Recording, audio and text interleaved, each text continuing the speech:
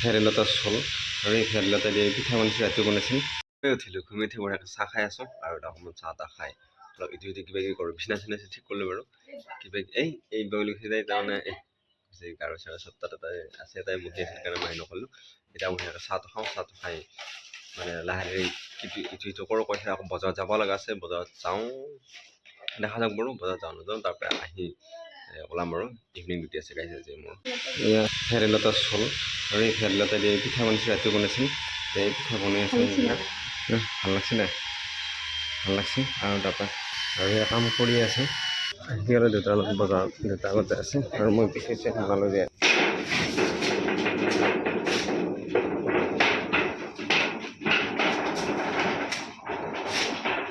আহি পালোঁ বজাৰতে এইখিনি মানে এটা থৈ দিছোঁ এইখিনি